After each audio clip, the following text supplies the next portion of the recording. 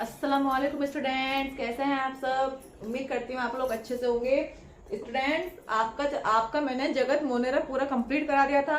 आपका चल रहा था जगत प्रोटिस्टा, जीव जगत का वर्गीकरण अध्याय 2 जगत प्रोटिस्टा आपका चल रहा था। जगत प्रोटिस्टा के सामान्य लक्षण और सामान्य उनकी और भी काफी चीजें मैंने आपको करा दी है। लास्ट वीडियो में मैंने आपको बताया था कि जगत प्रोटिस्टा जो होते हैं उनको कितने भागों में विभक्त किया गया है। उनको 5 भागों में डाइवर्ट किया गया है। ठीक है, लास्ट वीडियो मैंने आपको बताया था, उनके नाम भी आपको मैंने बताए थे।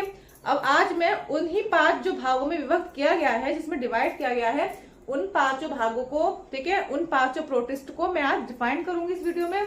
ठीक है, चलिए तो अपना वीडियो स्टार्ट करते हैं। तो देखिए, ये मैंने एक चार्ट बना लिया है, इसी की हेल्प से मैं आपको सब समझाऊंगी। ठीक है, और आगे इन सब के बारे में हम धीरे धीरे करके अपनी वीडियोस में पढ़ते रहेंगे। ठीक है, तो यह है आपका जगत प्रोटिस्टा। जगत प्रोटिस्टा को कितने भागों में बांटा गया है? 5 भागों में। कौन कौन सा भाग है पहले वो देखिए आप। जगत प्रोटिस्टा को क्राइसोफाइट, डायनोफ्लैजिलेट, यूग्लिनॉइड, अपपंख कवक और प्रोटोजोआ, इन 5 भागों में विभाजित किया गया है। ठीक है, अब इन 5 भागों में जो विभाजित इनको किया गया है, उनमें क्या क्या पाया जाता है, उसके उदाहरण क्या क्या है वो आप देख लीजिए। देखिए, क्राइसोफाइट का उदाहरण है डायटम्स या सुनहरे शैवाल। क्राइसोफाइट जो होता है तो उसमें कौन कौन पाए जाते हैं?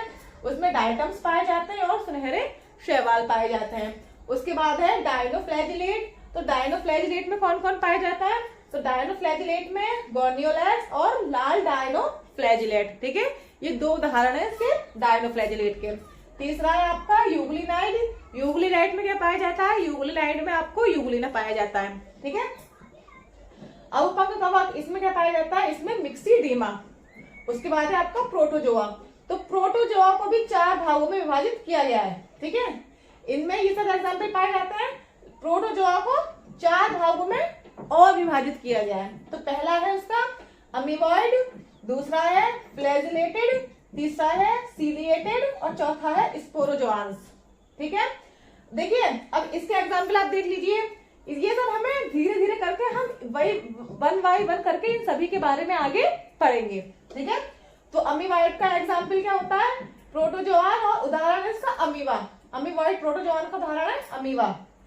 फ्लैजिलेटेड प्रोटोजोआन, इसका उदाहरण है ट्रिपेनोसोमा सॉरी। सीलिएटेड प्रोटोजोआंस, इसका उदाहरण है पैरामीशियम, और स्पोरोजोआंस का उदाहरण है प्लाज्मोडियम। तो ये जो 5 भागों में जगत प्रोटिस्टा को विभाजित किया गया है, उन सभी के ये एग्जाम्पल है। समझ में आ गया? मैंने आपको बता दिया कि 5 भागों में प्रोटिस्टा को डिवाइड किया गया है। ठीक है, उन 5 भागों में जो उनके एग्जाम्पल हैं वो मैंने आपको बता दिए। लास्ट का है प्रोटोजोआ। तो प्रोटोजोआ के 4 भागों में उसको विभाजित किया गया है, उनके भी सारे एग्जाम्पल मैंने आपको बता दिए। अब इनको हम वीडियोस के जरिए वन बाय वन करके सभी को पढ़ेंगे। तो सबसे पहले क्या था? सबसे पहले था हमारा क्राइसोफाइट्स। तो इस वीडियो में हम पहले क्राइसोफाइट्स के बारे में पढ़ेंगे। ठीक है, तो क्राइसोफाइट्स के क्या क्या एग्जाम्पल थे? डायटम्स और क्या थे? सुनहरे शैवाल। यही एग्जाम्पल लिखवाए थे मैंने चार्ट में आपको, डायटम्स या सुनहरे शैवाल। तो इसमें हम पढ़ेंगे डायटम्स के बारे में। ठीक है, देखिए पहली बात आप डायटम्स की जो मेन बात है, वो जो मेन एक होता है ना, मेन लक्षण जो होता है, तो उसका मेन लक्षण क्या है? कि डायटम्स की जो कोशिका भित्ति होती है ना, वो देखिए पहले आप। इनकी जो कोशिका भित्ति होती है, सबसे जो मेन बात है इसमें वो यही है जो पूछी जाती है, वो भी यही चीज पूछी जाती है कि डायटम्स की कोशिका भित्ति किसकी बनी होती है? तो डायटम्स की कोशिका भित्ति सेलुलोज प्लस सिलिका की बनी होती है। ठीक है, ये इंपॉर्टेंट टॉपिक है, ये नोट कर लीजिएगा आप। ये बहुत पूछा जाता है कि जो क्राइसोफाइट्स में जो डायटम्स पाए जाते हैं, उनकी कोशिका भित्ति किसकी बनी होती है? तो क्राइसोफाइट्स में जो डायटम्स पाए जाते हैं, उनकी कोशिका भित्ति सेलुलोज और सिलिका की बनी होती है। ठीक है, तो देखिए यहाँ पे आप एक इंपॉर्टेंट पॉइंट है, समझने का पॉइंट है, पहले वो आप समझिए।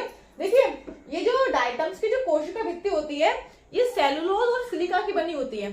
सिलिका क्या होता है? सिलिका एक शीशे जैसा पदार्थ होता है।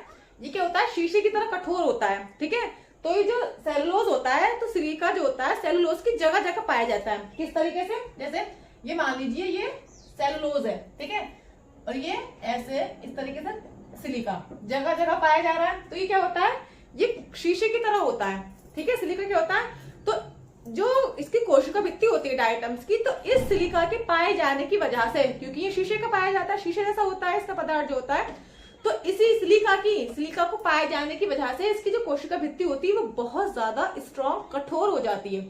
ये कोशिका भित्ति इतनी कठोर हो जाती है सिलिका की वजह से कि जब डायटम्स की मृत्यु हो जाती है उसके बाद भी इनकी कोशिका भित्ति नष्ट नहीं होती, इनकी कोशिका भित्ति पे कोई प्रभाव नहीं पड़ता। तो इसलिए जो इनकी संख्या होती है वो बहुत अधिक हो जाती है, क्योंकि जो जिंदा डायटम्स जो है उनकी कोशिका भित्ति तो है, लेकिन जो डायटम्स मर चुके हैं उनकी कोशिका भित्ति भी नष्ट नहीं होती, तो इसलिए इनकी बहुत संख्या बढ़ जाती है। तो क्या होता है, देखिए, जब इनकी संख्या बहुत ज्यादा बढ़ जाती है तो करोड़ों वर्ष के बाद एक पदार्थ आता है जो समुद्र में, जिसकी वजह से समुद्र में जो पानी होता है वो वहां इकट्ठा, जो कोशिका भित्ति होती है इसकी सेलुलोज और सिलिका की, तो ये मर जाते हैं डायटम्स, उसके बाद भी ये तो नष्ट नहीं होती। तो ये क्या होता है, ये इकट्ठी होती रहती है। जब काफी इकट्ठी हो जाती है तो ये पदार्थ होता है डायटमीसियस अर्थ नाम से, ठीक है। तो इसको ये उसमें ये जमा हो जाती है, ठीक है। तो उसको क्या बोलते हैं, जब ये जमा हो जाती है काफी सारी, तो उसको बोलते हैं डायटमीसियस अर्थ, ठीक है। तो आपने देखा होगा जब समुद्र में ज्यादा इसकी मात्रा हो जाती है तो समुद्र में पानी झागदार हो जाता है। तो समुद्र में जो पानी में आपने झाग देखे होंगे वो इसी की वजह से होते हैं, सेलुलोज की कोशिका भित्ति की वजह से, ठीक है। क्लियर हुआ आपका। तो अब आप पहले हेडिंग डालेंगे क्राइसोफाइट्स।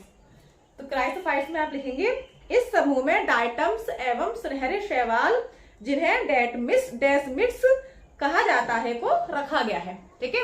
इन समूह में किसको रखा गया है, डायटम्स या सुनहरे शैवाल, जिन्हें हम डेसमिड्स भी कह सकते हैं, रखा गया है। समुद्र में क्राइसोफाइट्स प्रकाश संश्लेषण द्वारा भोजन बनाते हैं। ये क्या करते हैं, ये प्रकाश संश्लेषण क्रिया में होती है, ठीक है, और ये भोजन कहाँ बनाते हैं, समुद्र में बनाते हैं।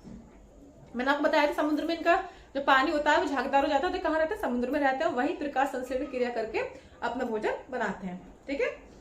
डायटम्स की कोशिका भित्ति सेलुलोज की बनी होती है, जिसके बीच बीच में शीशे की तरह सिलिका होते हैं। मैंने आपको बताया था कहाँ क्या होता है, बीच बीच में होते हैं सिलिका, ठीक है, शीशे की तरह सिलिका होते हैं। सिलिका के जमाव के कारण इनकी भित्ति कठोर हो जाती है। डायटम्स की मृत्यु के बाद भी इनकी कोशिका भित्ति नष्ट नहीं होती। डायटम्स अपने पीछे बड़ी मात्रा में कोशिका भित्ति छोड़ जाते हैं। अपने पीछे का मीन्स जब इनकी मृत्यु हो जाती है तो ये कोशिका भित्ति क्या करते हैं, छोड़ जाते हैं, क्योंकि वो नष्ट नहीं होती। करोड़ों वर्षों में डायटम्स की कोशिका भित्ति समुद्री सतह पर आ जाती है। इस विशाल भंडार को जब करोड़ों वर्ष बाद जब वो समुद्र की सतह पर आ जाती है, जब काफी ज्यादा डायटम्स की कोशिका भित्ति इकट्ठी हो जाती है, काफी ज्यादा, ठीक है, तो क्या होता है, उसका एक विशाल भंडार हो जाता है। जब किसी चीज की संख्या अधिक होगी तो उसका एकदम भंडार हो जाता है, तो उसका विशाल भंडार हो जाता है।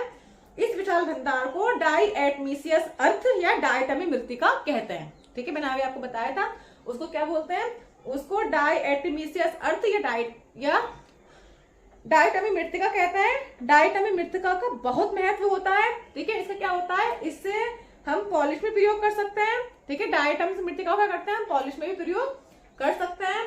डायटम्स में क्लोरोफिल ए, सी व जेंथोफिल वर्णक पाए जाते हैं। तो ये हो गया आपका क्राइसोफाइट्स के बारे में।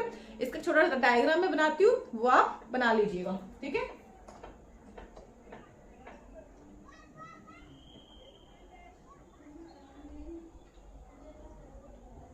जिसका भी जो डायग्राम है ये डायटम्स का डायग्राम है, ठीक है।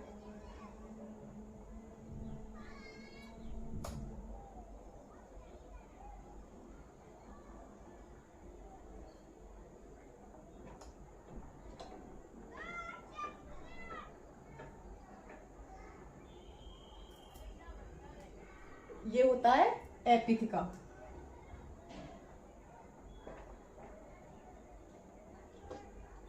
ये जो हमारा मिला हुआ होता है इसको बोलते हैं हाइपोटिका।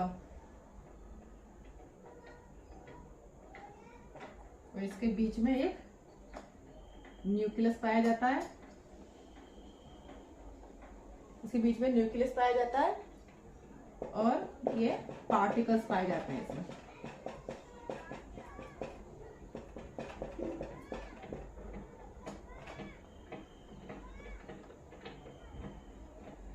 और ये क्या है, जगह जगह ये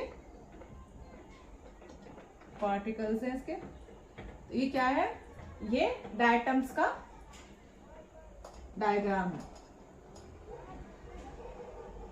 तो आपका क्राइसोफाइट्स मैंने करा दिया आपको। क्राइसोफाइट्स में इतना ही मैं आपको कराऊंगी, बाकी आप नेक्स्ट क्लास में आप इसके बारे में डीपली पढ़ेंगे। इसमें सिर्फ इतना ही।